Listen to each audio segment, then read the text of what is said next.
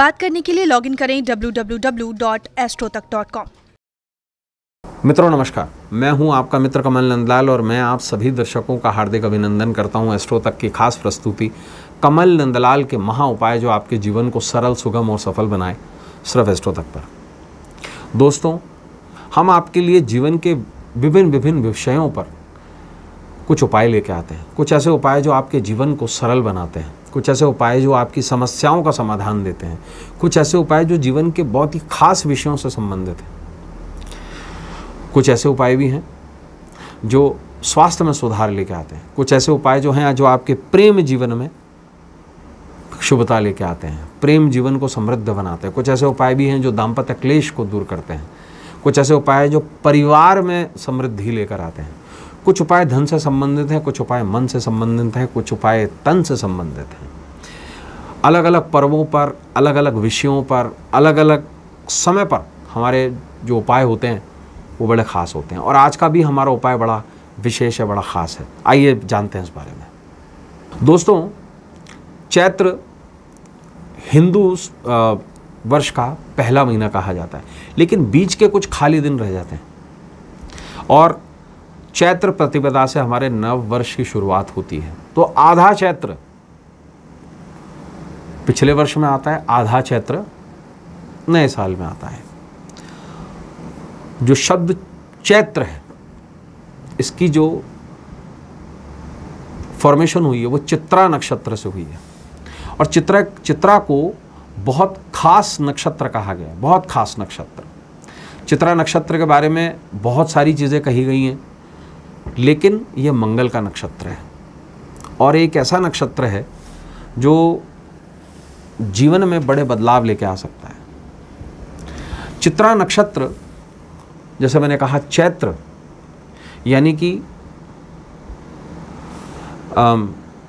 एक ऐसा नक्षत्र है ना, जो जीवन में बहुत सारी चीज़ों का समावेश भी करता है ना।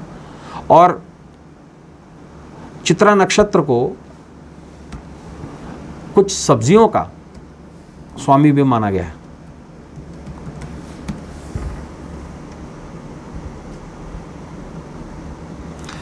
चित्रा को मूलतः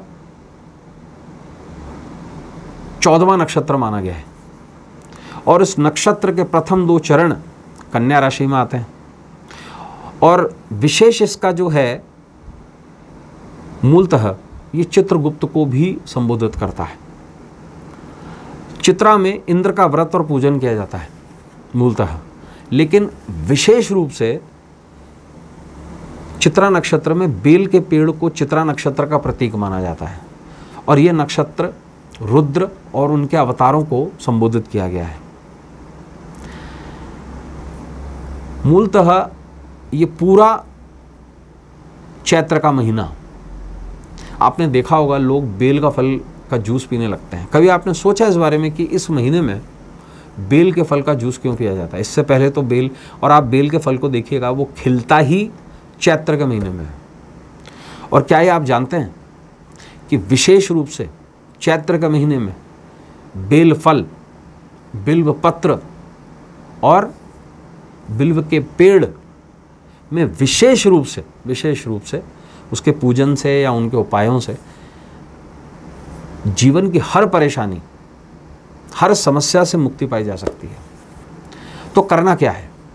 देखिए, चैत्र के किसी भी मंगलवार को बिल्व पत्र पर सिंदूर से राम नाम लिखकर हनुमान जी पर चढ़ाने से विशेष रूप से जितने भी संकट होते हैं उनसे मुक्ति मिलती है। दूसरी बात, पूरे चैत्र महीने में बिल्व पत्र पर चंदन लगाकर शिवलिंग पर चढ़ाने से सभी मनोकामनाएं पूरी होती हैं।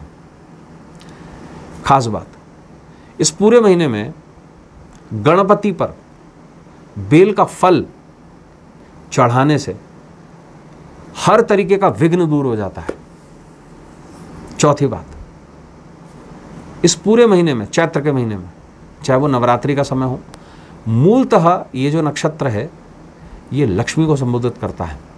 तो इस पूरे महीने में लक्ष्मी का होम यानी कि हवन बिल्व फल या बिल्व गिरी से करने से, सूखी हुई बिल्व गिरी करने से अटूट लक्ष्मी की प्राप्ति होती है। और ख़ास बात, इस पूरे महीने में अगर आपके पास में बेल फल है और आप अगर उसका जूस बनाते हैं, किसी भी प्रकार की बीमारी में बहुत शीघ्र अतिशीघ्र फल मिलता है। अगर आप बेल फल का जूस वो बना करके अगर शिवलिंग पर ज़रा सा चढ़ाकर नियमित रूप से रोज़ अगर रोगी उसका श्रवण करे, रोगी उसको ग्रहण करे, तो हर बीमारी से मुक्ति पा सकते हैं। तो दोस्तों, ये हमने बात करी चैत्र के महीने में विशेष बिल्व के खास उपायों की। तो दोस्तों, आज के लिए बस इतना ही। कल आपसे फिर मुलाकात होगी, तब तक देखते रहें एस्ट्रो तक और इजाज़त दीजिए। कल आपसे फिर मुलाकात होगी। नमस्कार, नमः शिवाय।